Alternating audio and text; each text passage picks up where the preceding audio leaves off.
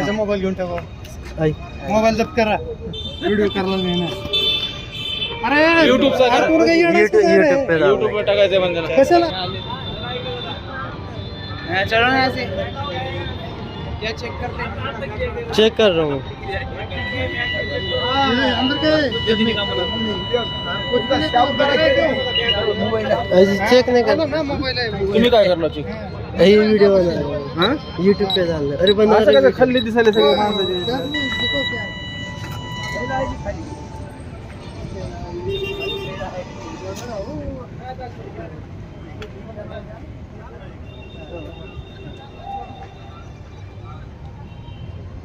ये आलास त्याचा मोबाईल घेऊन टाका.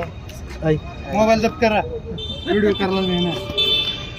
अरे युट्यूबचा यूट्यूब पे टाकायचं बंद कशाला मग तिकडे मध्ये जाऊन टाक ना. हा अंदरच जा रहा हूँ. एक निवडणुकीच्या फेज मध्ये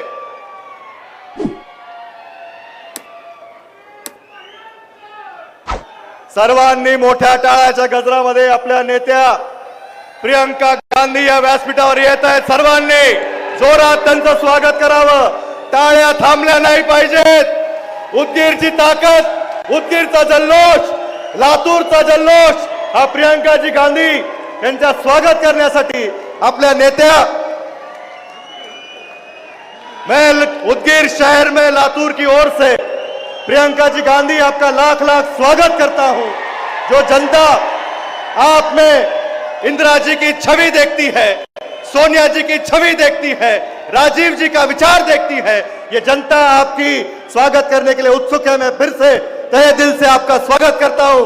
परत एकदा सर्वांनी जोरदार टाळ्या वाजवा. जय हिंद, जय महाराष्ट्र.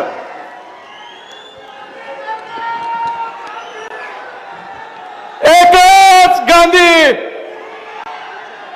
मैं यहाँ पे आदरणीय वैशाली विलासराव जी देशमुख साहब मैडम से गुजारिश करता हूं कि यहाँ पे आदरणीय प्रियंका गांधी जी का स्वागत करें.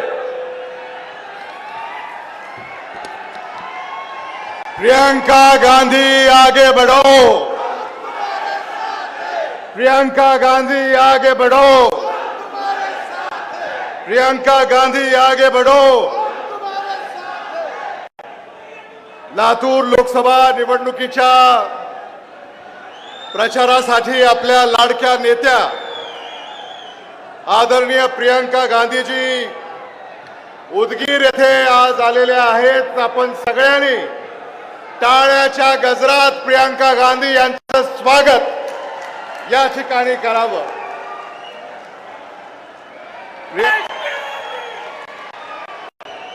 देश के आंधी, देश के आंधी.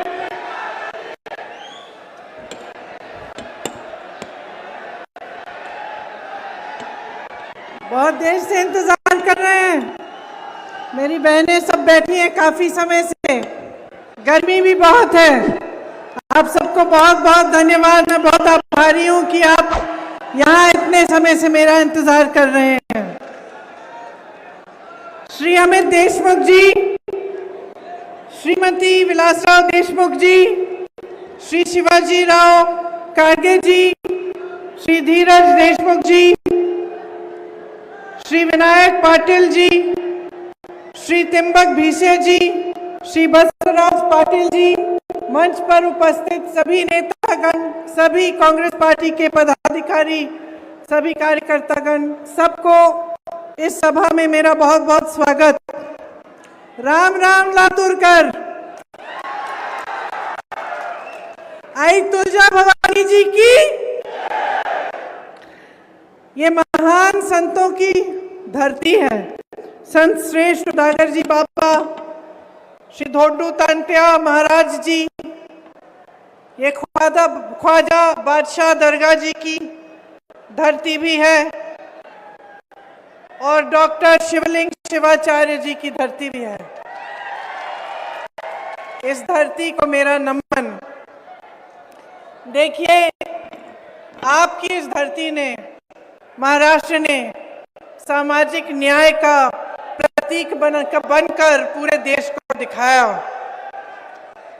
शिवाजी महाराज जी, बाबा साहेब भीमराव अंबेडकर जी, महात्मा ज्योतिबा फूले जी, सावित्रीबाई फूले जी सब यहीं के बेटे बेटियां रहे।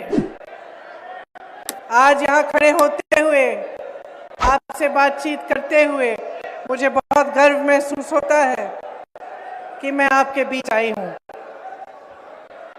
क्या हुआ उधर? लेकिन मेरी बहनें तो सब इधर हैं, फिर मैं उनको नहीं दिखूंगी। उधर जाओ।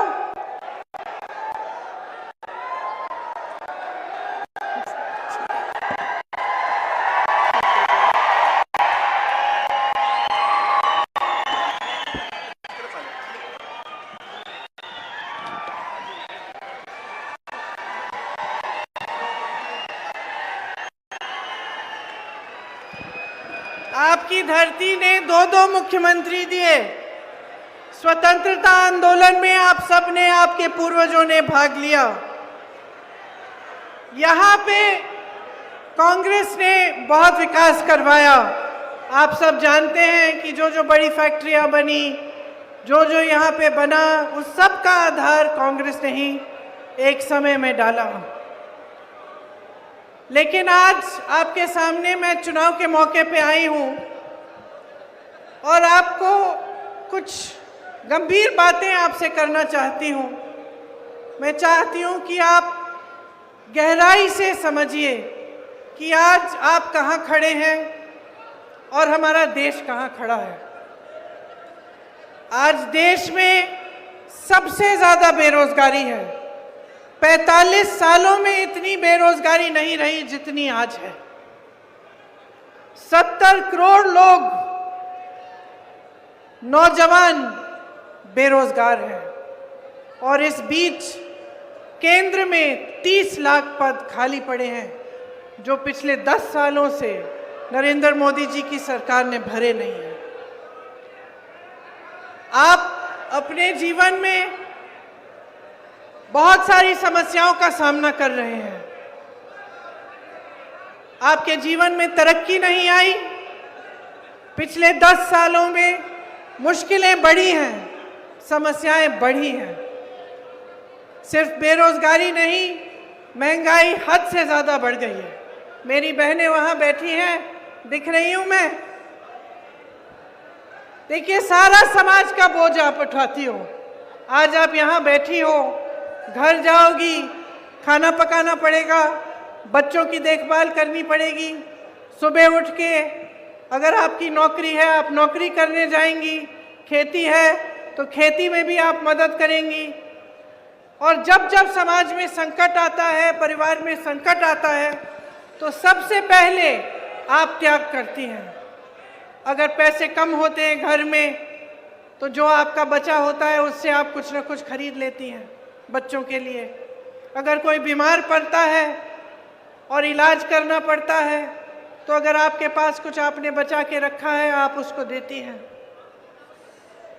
अगर भूखे होते हैं बच्चे, तो पहले आप बच्चों को हमेशा खिलाती हैं, आखिर में आप खाती हैं। जब परिवार में किसी को भूखा रहना पड़ता है, तो हमेशा माँ ही होती है। माँ त्याग करती है, महिला त्याग करती है। आप सारे समाज का आप बोझ उठाती हो और आज आपके लिए महंगाई से कोई भी राहत नहीं है। 1100-1200 तक एक गैस के सिलेंडर के लिए आप दे रही थी। चुनाव आया, जैसे ही चुनाव आने लगा, मोदी जी ने अचानक कह दिया कि अब 400 रुपये का है। कभी आपने सोचा कि इतने सालों से इतनी महंगाई झेल रही हैं, 1100-1200 का सिलेंडर खरीद रही हैं, और चुनाव आते ही इन्होंने कम कर दिया। चुनाव से पहले कम क्यों नहीं किया? इतने समय से कम क्यों नहीं किया? कभी आपने अपने आप से पूछा है कि सारा बोझ उठाती हैं, लेकिन आपकी राहत के लिए सिर्फ एक 5 किलो का राशन का बोरा दिया है। कभी आपको नौकरियां, आपको रोजगार की उम्मीद नहीं हो सकती, आपको अपने पैरों पे खड़े होने की उम्मीद नहीं होती, आपके लिए कुछ, अपने लिए कुछ भी सरकार की तरफ से नहीं मिलता। ये तो है आपकी परिस्थिति, लेकिन जन जन की आज यही परिस्थिति है। किसान को देखिए, कितने किसानों ने आत्महत्या की, आज यहाँ पे सोयाबीन के किसानों की क्या हालात है। खेती करनी पड़ती है, खेती के हर सामान पर जीएसटी लगा हुआ है। जहां जहां आपको जरूरत है वहां महंगाई है, आप सामना नहीं कर पा रहे हैं। हर तरह से आपको घेरा हुआ है सरकार ने। चाहे आप मजदूरी कर रहे हो तो ठीक मजदूरी भी नहीं मिलती, कम मजदूरी मिलती है, शोषण होता है। चाहे दलितों को का शोषण हो रहा है या अत्याचार हो रहे हैं उन पे, और सरकार आंख मूंदे हुए है। तो परिस्थितियां जो हैं आपकी मुश्किल हैं, आप संकट में हैं। लेकिन उसी समय अगर आप टीवी को चालू करेंगे, आप अपने फोन पे किसी मीडिया को देखेंगे, तो आपको क्या दिखता है? आपको यही दिखता है कि सब कुछ अच्छा है, देश आगे बढ़ रहा है तेजी से। कभी मोदी जी अफ्रीका में दिख रहे हैं, कभी अमेरिका में दिख रहे हैं, कभी जापान में दिख रहे हैं, कभी यूरोप में दिख रहे हैं, कभी सबको यहाँ पे बुलाया हुआ है उन्होंने बड़ी कॉन्फ्रेंस के लिए। भाजपा के सारे मंत्री, सारे नेता आपको रोज रोज बताते हैं कि मोदी जी से बड़ा नेता इस दुनिया में ही नहीं है, कि हर अलग अलग देशों के प्रधानमंत्री, अलग अलग देशों के राष्ट्रपति मोदी जी की ओर देख रहे हैं कि मोदी जी चाहें तो ऐसे चुटकी बजाकर दुनिया के सारे जंगों को बंद करा सकते हैं। सुना है ना, ये आपने सुना है?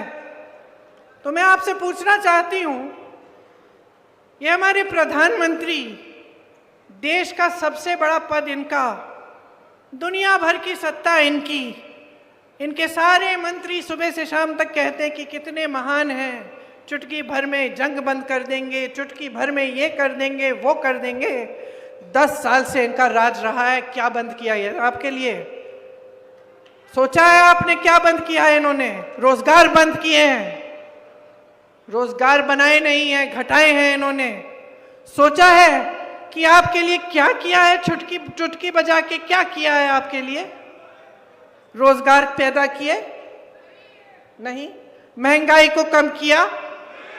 आपके जीवन में तरक्की आई? मेरी बहनों के लिए कुछ किया? जहां जहां कांग्रेस की सरकार है आज, मेरी बहनों को सरकार पैसा दे रही है ताकि उनकी बचत हो। कर्नाटका में 2000 रुपए हर गरीब परिवार की महिला को मिल रहा है, आज हर महीने मिल रहा है। मोदी जी की 10 सालों के राज में क्या मिला? क्या मिला? हर जगह जाके कहते हैं 5 किलो राशन दिया है, 5 किलो राशन दिया है, अच्छा किया है, कम से कम ये तो दिया। लेकिन आपको क्या लगता है कि आपके नौजवान बच्चे, जिनको मेहनत से आपने पढ़ाया लिखाया, खेती करके, मजदूरी करके, आज जितना भी गरीब हो परिवार, वो ये चाहता है कि उसका बेटा, उसकी बेटी शिक्षित हो, उन्हें रोजगार मिले, इसलिए सब मेहनत करते हैं। परिवार के जितने सदस्य होते हैं, किसी न किसी तरह से जुगाड़ करके, मेहनत करके अपने बच्चों को शिक्षित करते हैं। मैं एक महिला को जानती हूँ यूपी में, चुपचाप से फॉल साड़ी के फॉल सिल के 100 रुपए के लिए सिल के उसने इकट्ठे किए पैसे ताकि उसकी बेटी पढ़ लिख सके। तो सारे परिवार चाहे कितने भी गरीब हों, यही चाहते हैं कि बच्चे शिक्षित हों। और आज परिस्थितियां ये हैं कि बच्चों को आप शिक्षित कर रहे हैं और आपकी सरकार आपको कह रही है कि लोग 5 किलो राशन में खुश हो जाओ, यही तुम्हारा भविष्य है। क्या इस 5 किलो राशन से आपके बच्चों का भविष्य बनेगा? क्या वो अपने पैरों पे कभी खड़े हो सकेंगे? तो नरेंद्र मोदी जी को ये गलतफहमी कैसे हो गई कि यही काफी है, कि यही करने की जरूरत है और कुछ करने की जरूरत ही नहीं है आपके लिए? ये परिस्थितियां कैसी बनी इस देश में कि जो आप खरीदने जाते हैं वो महंगा हो गया है। सोना 73,000 का, चांदी 90,000, मिट्टी का तेल, पेट्रोल, डीजल हद से ज्यादा। सब्जी खरीदने जाती हैं मेरी बहनें, क्या मिलता है? आधी चीजें छोड़ के चली आती हैं। त्योहार होता है, बच्चों के लिए नए कपड़े, फीस भरनी पड़ती है, कोई बीमार पड़ता है, पता ही नहीं कि कैसे सामना करेंगे।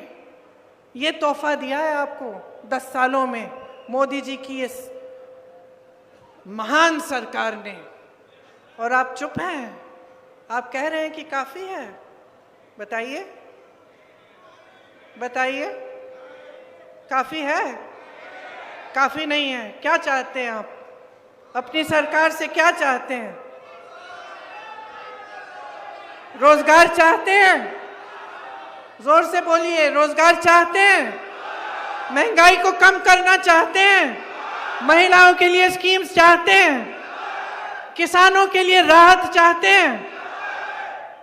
नरेंद्र मोदी जी की सरकार ने 16 लाख करोड़ रुपए अपने बड़े बड़े खरबपति दोस्तों के माफ किए हैं। 16 लाख करोड़ रुपए उनके कर्ज माफ। इस देश के किसान के लिए क्या माफ किया है? इस देश के किसान पे जीएसटी थोपी है। इस देश के किसान के लिए 1 रुपया माफ नहीं किया। जब इस देश के किसान आंदोलन कर रहे थे दिल्ली में, जब 600 किसान शहीद हुए, नरेंद्र मोदी जी अपने घर से बाहर नहीं निकले उनसे बात करने के लिए। जब इनके मंत्री ने किसानों को पहियों के तले कुचल दिया, अपने जीप के पहियों के तले, तब मोदी जी ने पूछा तक नहीं इनको। ये है इनकी हमदर्दी आपके प्रति। और चुनाव आता है तो सारी नौटंकी, सारा नाटक शुरू। आपके सामने बड़े बड़े वादे, 2 करोड़ रोजगार, 15 लाख आपके खातों में कहाँ है? मैं आपसे पूछना चाहती हूँ, किसके खाते में आए ये 15 लाख? मैं तो ये सवाल आपसे पिछले चुनाव में कर रही थी। पिछले चुनाव में हमने आपसे पूछा कि भाई कहाँ है वो 15 लाख, कहाँ है वो 2 करोड़ रोजगार? आप चुप थे। आपके सामने ये लोग आए, धर्म की बात कर ली, जाति की बात कर ली, जज्बातों को उभार दिया, बहकी बहकी बातें कर ली, और आपने फिर से अपना वोट इनको दे दिया। अब मैं आपसे पूछना चाहती हूँ, 10 साल हो गए, आपकी क्या सच्चाई है? आपकी सच्चाई आज ये है कि आपके जीवन में तरक्की नहीं आई। आपकी सच्चाई ये है कि आप कितना भी पढ़ाओ लिखाओ, कितनी भी मेहनत करो, पूरा नहीं हो रहा है, आपके बच्चों को रोजगार नहीं मिल रहा है। आपकी सच्चाई ये है कि जब महिलाओं के साथ अत्याचार होता है तो मोदी जी और उनकी सरकार किसको बचाते हैं? महिला को, कि जो अत्याचार कर रहा है उसको। हाथरस को देखिए, उन्नाव को देखिए, मणिपुर में देखिए, अरे हमारी ओलंपिक की मेडलिस्ट को देखिए, मेडल लाई, मोदी जी ने स्वागत किया अपने घर में, चाय पिलाई, फोटो खिंचाई, ये भी लिखवाया अखबारों में कि मोदी जी की सरकार में देखो महिलाएं गोल्ड मेडल लेके आ रही हैं। और जब वही महिलाएं सड़क पर उतरी न्याय मांगने के लिए, जब उन्हीं महिलाओं ने कहा कि हमारे साथ अत्याचार हुआ है, हमें बचाओ, हमें मदद करो, मोदी जी बाहर निकलना। मोदी जी ने उनकी बात भी नहीं सुनी, उनको घर भी नहीं बुलाया, उनसे पूछा भी नहीं कि बेटा तुमने इस देश के लिए इतना किया है, जरा बताओ क्या हुआ, मैं मदद कर सकता हूँ। ये है उनकी हमदर्दी आपके लिए। आज ये है आपकी परिस्थिति। तो देखिए, समय आ गया है तय करने का। शायद आपको मेरी बात थोड़ी कठोर लगेगी, शायद आपको लगेगा कि क्या कह रही हूं मैं, लेकिन मैं आपके सामने सच्चाई कह रही हूं। आज जहां हमारा देश है, 10 सालों से जो इस देश में हुआ है, लोकतंत्र को दुर्बल करना, आपने महाराष्ट्र में देखा क्या हुआ। क्या हुआ महाराष्ट्र में? पैसों के बल पर विधायकों को खरीद के आपकी चुनी हुई सरकार को गिराया। आपकी आंखों के सामने हुआ, आप चुप रहे। आपकी आंखों के सामने सारी मीडिया कह रही है कि ऐसा तो मोदी जी ही कर सकते हैं, कि ऐसा तो बीजेपी ही कर सकती है। देखो, खुलेआम नारे लग रहे हैं कि हमने इतने पैसे लिए, इतना ही काफी। और जिन विधायकों को आपने वोट दिया वो दल बदल रहे हैं, पार्टियां तोड़ी जा रही हैं पैसों के बल पे। अपराध है ये, अपराध है बहनों और भाइयों, जो आपकी आंखों के सामने हो रहा है। और इससे बड़ा अपराध कोई अपराध नहीं है जो लोकतंत्र के साथ अपराध है। लोकतंत्र आपको बचाता है, संविधान आपको बचाता है। अगर आज़ादी की लड़ाई लड़ी आपके पूर्वजों ने, हमारे पूर्वजों ने खून दिया, शहीद हुए बड़े बड़े नेता, किसान शहीद हुए, नौजवान शहीद हुए, उसके लिए किस लिए? आपकी आज़ादी के लिए, आपके अधिकारों के लिए, एक ऐसा संविधान बनाने के लिए जिससे आपको अपने अधिकार मिले। इसीलिए इस देश में चाहे किसान हो, चाहे जवान हो, चाहे नौजवान महिला हो, चाहे प्रधानमंत्री हो, चाहे मंत्री हो, चाहे सबसे बड़े बिजनेसमैन हो, सबका समान अधिकार है इस देश के संविधान के तहत। भीमजी राव अंबेडकर जी ने यह संविधान दिया हमें, सब लड़े इसके लिए, और आज हमारी आंखों के सामने इसके खिलाफ हर रोज कुछ हो रहा है। इसने आपको बचाया। आज नरेंद्र मोदी जी के मंत्री, उनके सांसद, उनके उम्मीदवार देश भर में घूम के कह रहे हैं कि दे दो हमें 400 सीटें, देखना हम संविधान भी बदल डालेंगे। संविधान क्यों बदलेंगे? किस लिए बदलेंगे? आपके अधिकारों को कमजोर करने के लिए। वो जानते हैं कि ये अधिकार संविधान ने आपको दिए हैं। जब ये बात फैल गई पूरे देश में, मोदी जी को दिखने लगा कि पहले चरण में उनको कम वोट आ रहे हैं, घबरा गए, बौखला गए। फिर आपके सामने हर मीटिंग में कहने लगे कि हम संविधान को नहीं छुएंगे। तो फिर ये कहलवाया क्यों? मैं तो नहीं मानती कि इनकी पार्टी में इनके उम्मीदवार और इनके मंत्री पूरे देश भर में घूम के ये कहेंगे कि हम संविधान को बदल देंगे और नरेंद्र मोदी जी की इजाजत के बिना कहेंगे। लोग तो कहते हैं इनकी इजाजत के बिना पत्ता नहीं हिलता भाजपा में। तो कहलवाया गया है ताकि ये बात फैले और ये लोग मंच पर खड़े होकर नकारें। प्रधानमंत्री जी बोले नहीं हम नहीं बदलेंगे, लेकिन जब मौका मिलेगा तो देख लेना, दावे के साथ कह सकती हूं, पहले भी इन्होंने किया है कि ये बदल डालेंगे, और बदलेंगे इस तरह कि इस देश का लोकतंत्र कमजोर होगा। यही हर प्रदेश में करने का प्रयास है। महाराष्ट्र में आपने देखा इनकी कैसी सरकार बनी है। आपने कहा 60% की सरकार है, मतलब हर चीज में 60% का घूस, इस तरह से काम करते हैं। जहां जहां इनकी सरकारें हैं भ्रष्टाचार फैला हुआ है। मोदी जी ने कहा कि भ्रष्टाचार को रोकेंगे, कहते हैं कि मैं अकेला भ्रष्टाचार के खिलाफ लड़ रहा हूं, मैं इकलौता इस देश में ईमानदार नेता हूं। अच्छा, तो फिर बताइए मोदी जी ने इलेक्टोरल बॉन्ड्स की स्कीम क्यों निकाली? इस स्कीम में जानते हैं क्या था? इस स्कीम में यह बात थी कि जो भी राजनीतिक दल को चंदा देता है उसका नाम गुप्त रहना चाहिए। सुप्रीम कोर्ट ने देखा, सुप्रीम कोर्ट ने कहा यह गलत स्कीम है, इससे तो भ्रष्टाचार बढ़ेगा, गुप्त नहीं होना चाहिए, सब सामने आना चाहिए। जब लिस्ट सामने आई बहनों और भाइयों, तो क्या पता चला, सब जो कहते हैं कि ईमानदार है सब खुल गया। जिन जिन लोगों से इन्होंने चंदा लिया था, पहले उन्हें डराया धमकाया, उन पे रेड कराई, छापा लगवाया, जैसे ही उनसे चंदा लिया छापे बंद, केस बंद। गुजरात में जो पुल गिरा था उसको बनाने वालों से चंदा लिया, जिन्होंने आपकी कोविड वैक्सीन बनाई उसको बनाने वाले से चंदा लिया, किसी को नहीं छोड़ा, क्योंकि चंदा नहीं था, धंधा था, वसूली कर रहे थे। जब बात बाहर आई तो मोदी जी ने क्या कहा? अरे ये तो पहली बार पारदर्शी स्कीम बनाई हमने, अब तो सबको मालूम है कि किसने क्या दिया। लेकिन वो तो सुप्रीम कोर्ट ने आपसे मजबूरी करके आपसे निकलवाई वो लिस्ट, आपने तो स्कीम बनाई थी उसको छुपाने के लिए।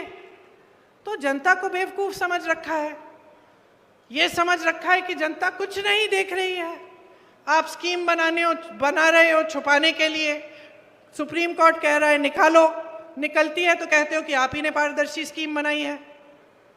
आप कहते हो कि महिलाओं के लिए आरक्षण कर रहे हैं, पूरे देश भर में जश्न बन रहा है, लोग माला पहना रहे हैं आपको बड़े बड़े मंचों पे, पूरी देश की पूरी मीडिया देशवासियों को बता रही है कि मोदी जी ने जो किया वो कोई और नहीं कर सकता था। बाद में पता चलता है कि 5-6 सालों के लिए तो वो होगा ही नहीं। आपने तो चुनाव के लिए उससे पहले ये सब स्कीम बना दी। पूरे देश की मीडिया इनके साथ है, क्योंकि पूरे देश की मीडिया बड़े बड़े खरबपतियों की है। तो आपको सच्चाई दिख नहीं रही है। आपको सच्चाई दिखती है कि सब कुछ अच्छा है। और मैंने कहा आपको लगेगा कि मैं कठोर बात कर रही हूँ। कठोर बात सिर्फ ये है कि आज जो इस देश की सच्चाई है वो कहीं टीवी पे नहीं दिख रही है आपको, ये आपके जीवन में दिख रही है। जो आपके जीवन की सच्चाई है, जो रोज सुबह उठ के आप मेहनत कर रहे हो और वो मेहनत पूरी नहीं हो पा रही है, जिन बच्चों को आप शिक्षित कर रहे हो और उनको रोजगार नहीं मिल रहा है, ये सच्चाई है। मेरी बहनें इतनी मेहनत करती हैं, रात को आखिर में सोती हैं, ये सच्चाई है। ये है इस देश की सच्चाई। आज चाहे आपको कोई भी कुछ भी कह ले, तो इस सच्चाई को पहचानो। और ये पहचानो कि जो सरकार में है वो आपको गुमराह कर रहे हैं। देखिए 10 सालों में कुछ काम किया होता ना, तो उस काम के आधार पर आपसे वोट मांगने आते हैं। लेकिन आकर क्या कहते हैं, 70 साल में कुछ नहीं हुआ। ठीक है, मान लेते हैं कुछ नहीं हुआ। ये IIT, एम्स, ये बड़े बड़े उद्योग, ये सब 70 सालों में नहीं बनाया, सब अभी बनाया होगा, मान लेते हैं। लेकिन मैं पूछती हूँ कि नरेंद्र मोदी जी, आपने क्या किया है 10 सालों में? कब तक ये रट लगाए रखेंगे? कब तक बच्चों की तरह यही कहते रहेंगे कि भाई सब उनकी गलती है? अरे सब उनकी गलती है। कभी किसी परिवार के पीछे पड़ जाते हैं, कभी किसी पार्टी के पीछे, कभी कुछ गलत बोल देते हैं किसी के बारे में। सब किसी और की गलती है। भाई तुम्हें प्रधानमंत्री क्यों बनाया? अगर जिम्मेदारी लेने के काबिल ही नहीं है तो प्रधानमंत्री किस लिए बनाया? हम प्रधानमंत्री इसलिए चुनते हैं कि वो सुबह से शाम तक यही कहते रहे कि भाई जो मेरे पहले आए थे उन्हीं की सारी गलती है, अब मैं क्या करूं, मैं तो कुछ नहीं कर सकता। हाँ, हमने इसलिए तो नहीं चुना ना इनको। हम प्रधानमंत्री किस लिए चुनते हैं? कुछ करके देंगे। जब इतनी सत्ता है, इतने बड़े हैं, आपके लिए रोजगार नहीं दे पाए, आपकी खेती से कमाई नहीं करा पाए, आपके बच्चों को रोजगार नहीं, शिक्षा नहीं दे पाए ठीक ढंग से, महिलाओं को खड़ा नहीं कर पाए अपने पैरों पे, तो फिर क्या फायदा है इस बड़े नेता की? क्या फायदा है इन नेता का? फायदा तो यही है कि टीवी चलाइए, कुछ नौटंकी आपको दिख जाएगी, है कि नहीं? आपने सुना है कितनी बहकी बहकी बातें कर रहे हैं आजकल। मैंने टीवी चलाया, पहले मैंने देखा, मुझे ऐसा लगा ये हो नहीं सकता कि प्रधानमंत्री जी ऐसी बातें कर रहे हैं। चैनल बदला, मैंने कहा हो सकता है कि कई बार ये वीडियो जो होते हैं ना, नकली वीडियो, मैंने कहा होगा कोई नकली वीडियो। चैनल घुमाया, फिर वही बातें।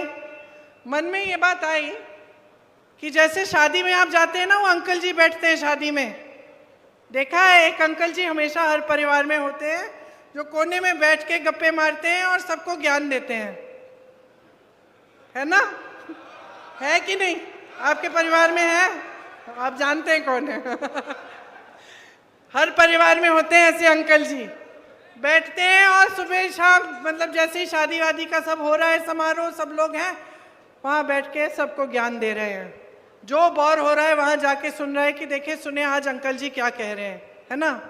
अब आप सोचो, एक दिन अगर अंकल जी ने आपको ऐसी बात कही कि सावधान हो जाओ, सावधान हो जाओ, क्योंकि एक ऐसा राजनीतिक दल है जिसने अपने घोषणा पत्र में ये लिखा है कि एक एक्स-रे की मशीन लाएंगे और उस एक्स-रे की मशीन को आपके घरों में घुसाकर जहाँ जहाँ आपने बचत की है, किसी डिब्बे में रखी है, या फिर आपने वो जो अन्न का डिब्बा होता है उसके नीचे रखा है, या फिर आपकी महिलाओं के जो मंगलसूत्र हैं, या आपने सोना बचा के रखा है, वो एक्स-रे मशीन उसको निकाल के लेगी और ये राजनीतिक दल जो है उसको चोरी करके किसी और को दे देगा। अब आप मानो कि ये अंकल जी ने कह दी ऐसी बात और आप वहाँ बोर होके खड़े हैं सुन रहे हैं, तो आप क्या कहेंगे? आप यही कहेंगे ना कि अंकल जी सठिया गए, यही कहेंगे ना कि अंकल जी को आज क्या हो गया, आज तो इन्होंने बहुत गहरी साजिश निकाल दी है और शायद आप अंकल जी को कहेंगे, अंकल जी आज क्या बात कर ली आपने, हंसेंगे। अब यही बात इस देश के प्रधानमंत्री भरे मंच पे खड़े होकर अपने पद की गरिमा, अपने पद की गंभीरता को आधार बनाकर आपके सामने रख रहे हैं। यही बात कर रहे हैं ये, तो आपको हंसी क्यों नहीं आ रही है? आप इनकी बातों में उलझ क्यों रहे हैं? आप सोचिए, कभी ऐसी ये स्तर रहा है प्रधानमंत्री का? इस देश के कितने महान प्रधानमंत्री रहे, सिर्फ कांग्रेस पार्टी के नहीं, हाँ 2-3 मेरे परिवार से रहे, पंडित नेहरू जी, इंदिरा जी, राजीव जी, लेकिन वाजपेयी जी भी थे, मनमोहन सिंह जी भी थे। क्या स्तर था उनका, और इन्होंने स्तर इतना गिरा दिया है कि चुनाव के सामने ये कहने के बजाय कि मुझे वोट दीजिए, मैंने 10 सालों में ये काम और ये काम किया है, आपके सामने आकर कहते हैं फिजूल की बातें कि कोई राजनीतिक दल आपके गहने एक्सरे की मशीन से चुराएगा। मजाक समझ रखा है इन्होंने। हंस रहे हैं, लेकिन सिर्फ ये हंसी की बात नहीं है, गंभीर बात है कि आपने इनके लिए इतना आसान बना दिया है सब कुछ। ये सोचते हैं कि जवाबदेही ही नहीं है, ये सोचते हैं कि ये सत्य की भी जिम्मेदारी नहीं है देश के प्रति। ये सोचते हैं कि आपके सामने आकर कुछ भी झूठ बोल लें, कभी इंदिरा जी के बारे में बोलेंगे, कभी मेरे पिताजी के बारे में बोलेंगे, कभी पूरे परिवार के बारे में कुछ झूठ बोल देंगे।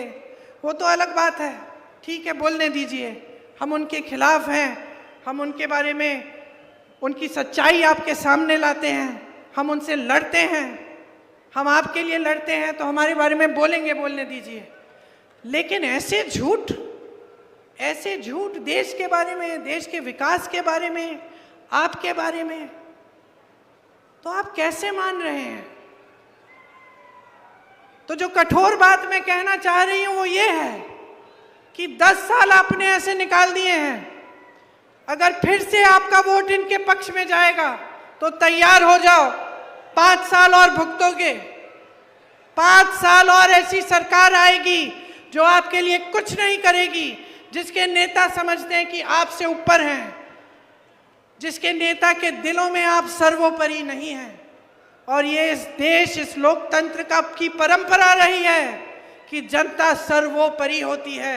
मैंने इंदिरा जी को देखा है, गांव गांव जाती थी, अपने पिताजी के पीछे पीछे जाती थी मैं, गांव के अंदर, गांव में डांट खाते थे वो महिलाओं से कि हमारी सड़क नहीं बनाई है, राजीव भैया बताओ। ये थी परंपरा हमारी। महात्मा गांधी आपके बीच आते थे। कोई ऐसा नेता नहीं रहा इतना अहंकारी कि वो सोच बैठा कि मंच पे दिखेगा, बड़े बड़े उद्घाटनों में दिखेगा, बड़े बड़े विदेशी नेताओं के साथ दिखेगा, मगर आपके बीच नहीं आएगा और फिर भी दोबारा से आप उसको चुनोगे। तो मैं आपसे ये कहना चाहती हूँ कि अपने जीवन में सुधार लाना है, तरक्की लानी है, रोजगार लाना है, महंगाई को घटाना है, और जो आपकी समस्याएं हैं उस पर चुनाव लड़ाना है, तो अभी जागने की जरूरत है। अभी जागरूक बन जाओ। आज अपना वोट व्यर्थ मत करो। बहुत लोगों का खून गया है इस जमीन को सींचने में।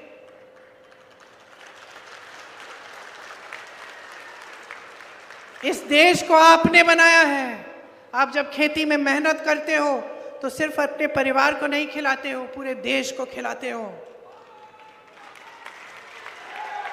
आप जब जवान बनते हो, सरहद पे जाते हो, तो पूरी देश की रक्षा करते हो। मेरी बहनें, जब आप नई पीढ़ी को, अपने बच्चों की आप परवरिश करती हो, तो आप इस देश की नई पीढ़ी को तैयार कर रही हो। ये देश आपका है।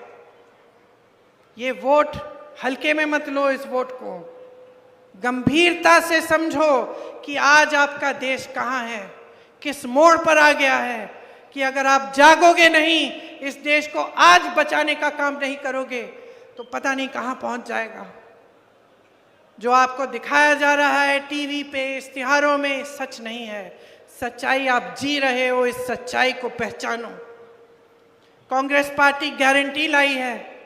मैंने कहा बहनों के लिए सालाना 1 लाख रुपए देंगे हर गरीब परिवार में, जो सबसे ज़्यादा उम्र की महिला है उसके लिए, ताकि आप बचत कर पाएं, ताकि आप अपने पैरों पे खड़े हो पाएं।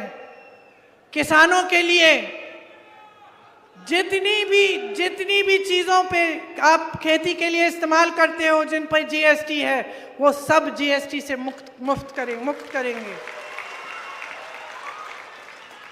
आपको एमएसपी कानूनी स्तर पे मिलेगा, कानून बनाएंगे, एमएसपी आपको मिलेगा ही मिलेगा। और ये जो 16 लाख करोड़ के माफ कर रहे हैं ना, ये ऋण अपने बड़े उद्योगपति दोस्तों के, इसके बजाय हम जो आपके ऋण हैं उनको माफ करने के लिए एक स्थायी आयोग बनाएंगे, ताकि किसी सरकारी ऑर्डर की जरूरत नहीं होगी। जब आपको ऋण माफी की जरूरत होगी, आप आयोग में जाकर अपने ऋण माफ करा पाएंगे। हम आपको मजबूत करना चाहते हैं, इस देश की खेती को मजबूत करना चाहते हैं। इसके लिए हम खास नीतियां लाएंगे। हम नौजवानों के लिए एक 5,000 करोड़ रुपए का फंड बनवाएंगे, जिससे जब आप अपने छोटे छोटे कारोबार शुरू करना चाहेंगे तो आपको उस फंड से पैसे मिलेंगे।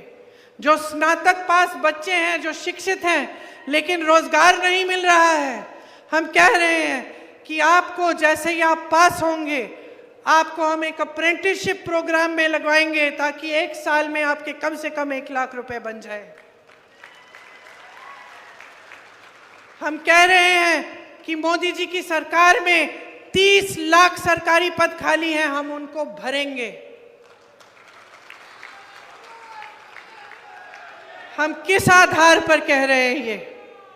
आप सोचोगे कि चलो ये आई थी, इन्होंने भी बड़ी बड़ी बातें कह ली कि हम ऐसा करेंगे वैसा करेंगे।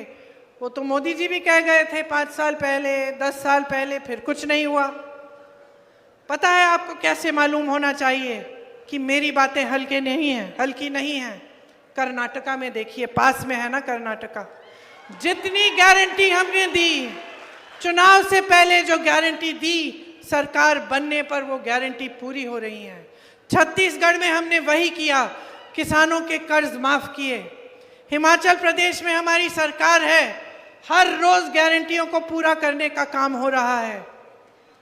तेलंगाना, धन्यवाद, तेलंगाना में भी हमारी सरकार है, तेलंगाना में गारंटी पूरे हो रहे हैं।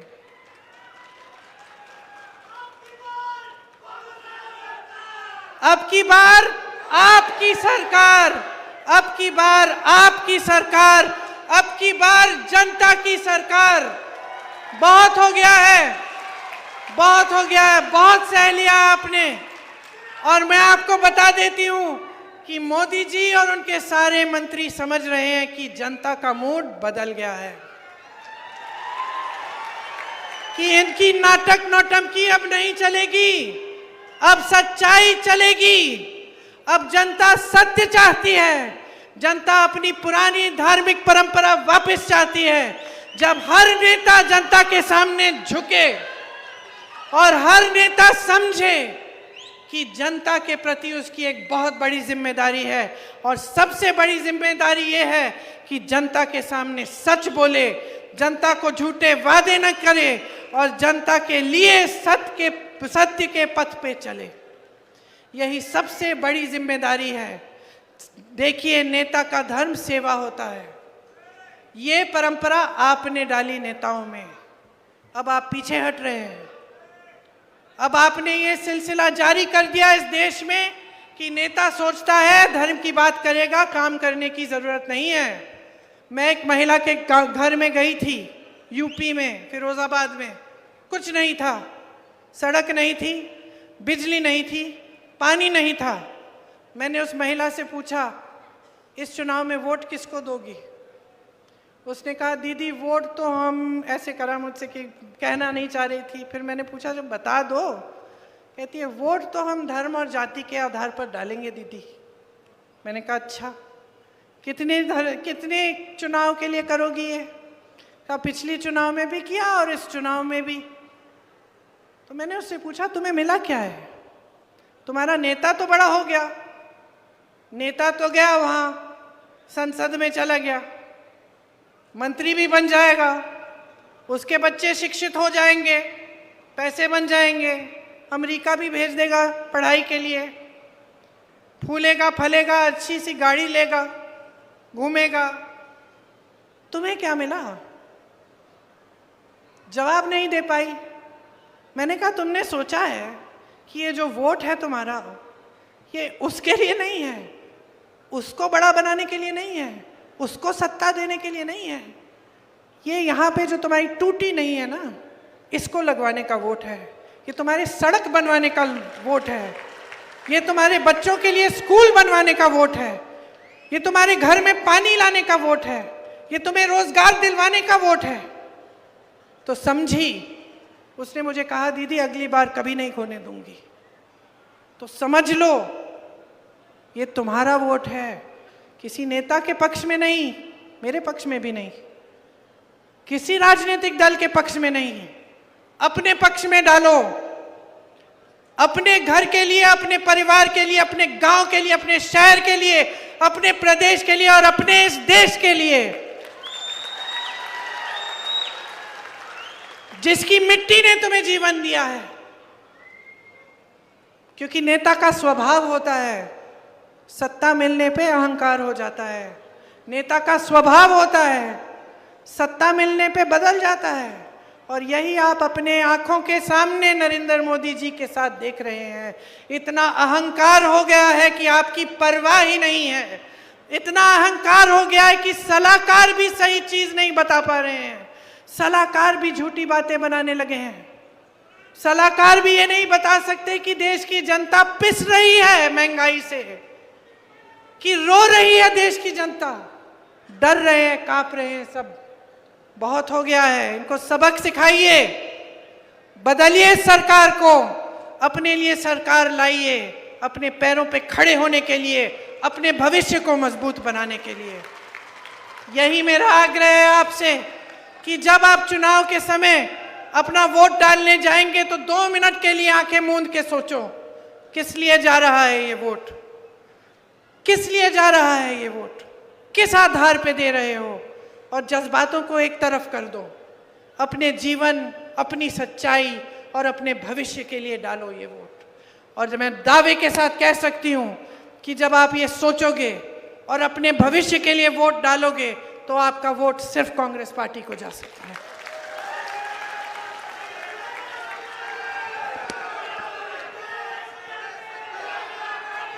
यहाँ के हमारे उम्मीदवार हैं, मैंने आपके बारे में बहुत अच्छी अच्छी चीजें सुनी हैं, आपके लिए समर्पित हैं। यहाँ से आपने, जैसे मैंने कहा, यहाँ से आपने बड़े बड़े मुख्यमंत्री दिए, विलासराव जी का पूरा परिवार आपके लिए समर्पित है,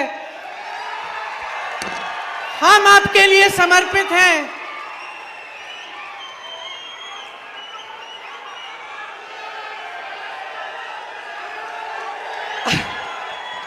एक बार जोर से मेरे साथ बोलिए, जय हिंद, जय हिंद, जय हिंद। ये हुई ना बात। जहां जहां मैं जाती हूं नारा लगवाती हूं मैं जय हिंद का, लेकिन सबसे जोर से आपने दिया है। इसका मतलब है आप मेरी बातों को समझे हैं और आप इस देश को बचाने का काम आज से शुरू करेंगे। धन्यवाद।